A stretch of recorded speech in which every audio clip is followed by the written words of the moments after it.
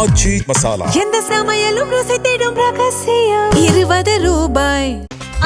No compromise. உங்க சைடுலயும் எங்க சைடுலயும். It's a GT promise. GT Holidays, South India's #1 travel brand. 26 வருட நம்பிக்கை, லட்சக்கணக்கான சந்தோஷ திருமணங்கள். கல்யாணம்னாலே தமிழ் மேட்ரிமோனி தான். கோட்டையை தகர்த்து கொடி நாட்டிய ராஜ்மோகன். ஒரு சாதாரண நடுத்தர குடும்பத்தில் பிறந்த இவர் இளைஞராக புட் சட்னி என்ற யூடியூப் சேனல் மூலம் சிரிக்கவும் சிந்திக்கவும் வைத்துக் கொண்டிருந்தவர். அடுத்தடுத்து இதே துறையில் பிரபலமாக வருவார் என்று கணிக்கப்பட்டிருந்தவர். எவரும் எதிர்பாராத வகையில் கோட்டையில் கோலோச்சும் பொறுப்பிற்கு வந்திருக்கிறார் இவர். தமிழகத்தின் பள்ளி கல்வித்துறை அமைச்சராக விஸ்வரூபம் எடுத்திருக்கும் ராஜ்மோகன் ஆறுமுகம். சாமானியரான இவர் தமிழக அரசியல் வரலாற்றில் திராவிட கட்சிகளுக்கு மாற்றாக புது அத்தியாயத்தை எழுதி தமிழக வெற்றி கழகத்தின் தவிர்க்க முடியாத சக்தியாக உருவானது எப்படி? பேச்சாற்றல். ஆம், அதுவே இவரை இந்த உச்சத்திற்கு கொண்டு வந்திருக்கிறது. எளிய நடுத்தர குடும்பத்தில் ஆறுமுகத்தின் மகனாக பிறந்தவர் ராஜ்மோகன். சிறு வயதிலிருந்தே இவருக்கு ஒரு தனித்துவமான குணம் இருந்தது. அது தனது கருத்தை துணிச்சலாக வெளிப்படுத்தும் தன்மை. அதுவே இவருக்கான தனி அடையாளமானது. தமிழ் மொழியின் மீதான ஈர்ப்பு அதற்கு கூடுதல் பலம் சேர்த்தது. பள்ளி பருவத்தில் பள்ளியில் நடந்த பேச்சு போட்டிகளில் இவர்தான் நாயகன். கணீர் குரலில் ஒலிக்கும் இவரின் தமிழுக்கு தனி ரசிகர் வட்டமே உருவானது. பள்ளி படிப்பை முடித்த ராஜ்மோகனுக்குள் ஊடகத்துறை மற்றும் இதழியல் மீதான தீராத காதல் இருந்தது. பிசினஸ் மேனேஜ்மெண்ட் டிப்ளமோ முடித்தவர். மதுரை காமராசர் பல்கலைக்கழகம் மூலமாக தனக்கு பிடித்தமான இதழியல் துறையில் BA journalism and mass communication இளங்கலை பட்டம் பெற்றவர். கல்லூரி முடித்த காலகட்டத்தில் ஒரு தொலைக்காட்சியில் ஒளிபரப்பான தமிழ் பேச்சு எங்கள் மூச்சு நிகழ்ச்சியில் பங்கேற்றார். தன் அசாத்திய தமிழ் ஆற்றலால் பட்டத்தையும் வென்றார். அதுதான் ராஜ்மோகன் என்ற ஆளுமை மீது பாய்ந்த முதல் வெளிச்சம். அதன் பிறகு ஊடகத்துறையில் தனது பேச்சால் மக்களை வசீகரிக்க தொடங்கினார். மேடை பேச்சாளராக பரிணமித்தார். குறிப்பாக யூடியூபில் புட் சட்னி சேனலில் இவரின் சமூக விழிப்புணர்வு வீடியோக்கள் இவரை பட்டி தொட்டி எங்கும் பிரபலமாக்கியது. இடையே நெஞ்சமுண்டு நேர்மையுண்டு ஓடு ராஜா, VIP 2, நட்பே துணை போன்ற படங்களிலும் நடித்தார். பள்ளி மாணவர்களின் கதையை மையமாக கொண்ட பாபா பிளாக் ஷிப் என்ற திரைப்படத்தை இயக்கிய அனுபவமும் இவருக்கு உண்டு. ஆனால் ஊடகவியலாளராக ஒரு வட்டத்திற்குள் சிக்கிவிட மனமில்லை இவருக்கு. சமூகம் சார்ந்த அவரின் கோபத்திற்கு நெய் ஊற்றும் விதமாக அமைந்தது நீட் தேர்வினால் மருத்துவ கனவு கலைந்து மாணவி அனிதா தற்கொலை செய்து கொண்ட சம்பவம். அப்போது இவர் வெளியிட்ட ஒரு வீடியோ ஒட்டுமொத்த தமிழக இளைஞர்களின் குரலாக எதிரொலித்தது. கல்வி முறையில் இருக்கும் சமத்துவமின்மை, அரசியல்வாதிகளின் மெத்தனம் என பல்வேறு விஷயங்களை கேள்விக்குள்ளாக்கிய அந்த பேச்சு இவருக்குள் இருந்த அரசியல் முகத்தை வெளிப்படுத்தியது. இந்த நிலையில் விஜய் தமிழக வெற்றி கழகம் தொடங்கினார். விக்கிரவாண்டியில் நடத்திய முதல் மாநாட்டிற்கு முன்பாக சேலத்தில் ஒரு பயிற்சி பட்டறை தாவேகா நிர்வாகிகளுக்காக நடத்தப்பட்டிருந்தது. அதற்கு சிறப்பு பேச்சாளராக ராஜ்மோகன் அழைக்கப்பட்டிருந்தார். அந்த சமயத்தில் ராஜ்மோகனின் தந்தை உடல்நிலை சரியாக இல்லாமல் மருத்துவமனையில் இருந்தார். ஆனால் அதை பொருட்படுத்தாமல் நிகழ்ச்சியில் கலந்து கொண்டார். இந்த அர்ப்பணிப்பு உணர்வு விஜயை ரொம்பவே கவர்ந்தது. மாநாடு நடப்பதற்கு 2 நாட்களுக்கு முன்பு ராஜ்மோகனின் தந்தை காலமாகிவிட்டார்.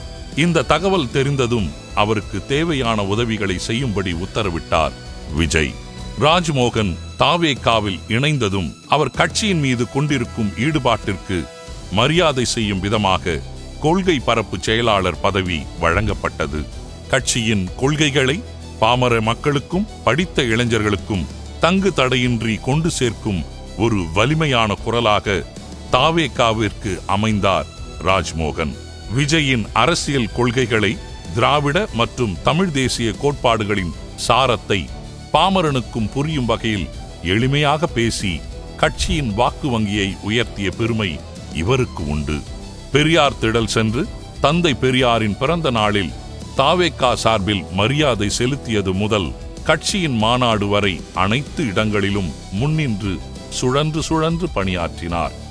இங்கு குறிப்பிட வேண்டிய முக்கியமான தகவல் ஒன்று இருக்கிறது. விஜய் பங்கேற்கும் பிரம்மாண்ட அரசியல் பொதுக்கூட்டங்களில் விஜயை மேடைக்கு அழைக்கும் சிம்ம குரல் ராஜ்மோகனுடையதாகத்தான் இருக்கும். தர்மத்தாயின் தவ புதல்வரே, தமிழக வெற்றி கழகத்தின் தலைவரே, வருக வருக வருக.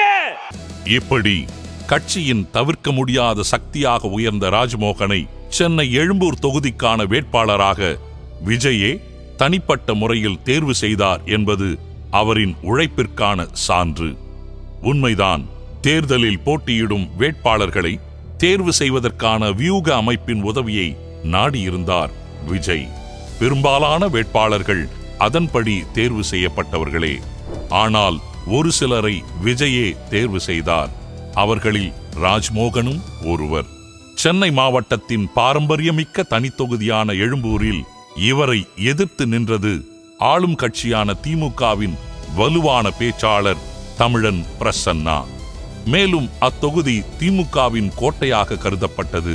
இதற்காக துளியும் கலங்கவில்லை ராஜ்மோகன்.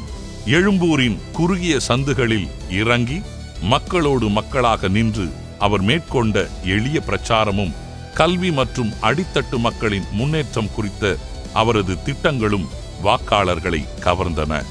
முடிவில் திமுகவின் கோட்டையை தகர்த்து தொகுதியில் வெற்றி கொடி நாட்டினார். இதைத் தொடர்ந்து தாழ்த்தப்பட்ட மக்களின் மேம்பாட்டிற்கான துறை அவருக்கு ஒதுக்கப்படும் என்ற பேச்சு இருந்தது.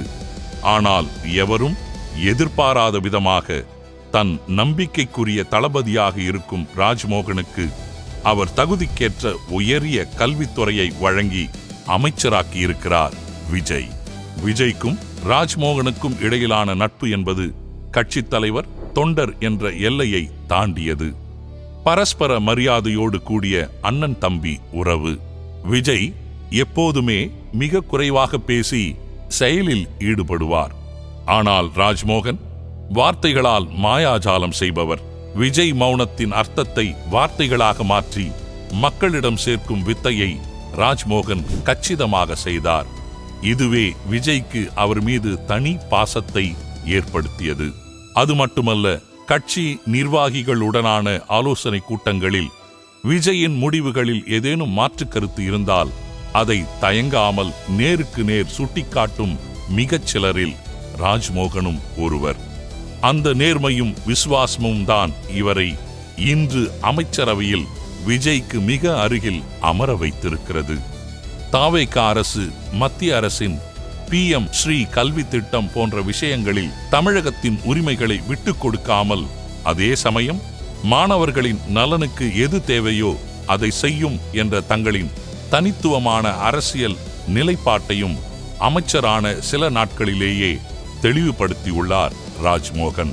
விஜயின் நம்பிக்கையை பெற்ற தம்பியாக தமிழ்நாட்டின் பள்ளி கல்வித்துறையையும் தமிழ் வளர்ச்சியையும் ராஜ்மோகன் எவ்வாறு அடுத்த கட்டத்திற்கு எடுத்துச் செல்லப் போகிறார் என்பதை பார்க்க தமிழகம் ஆவலோடு காத்துக் கொண்டிருக்கிறது.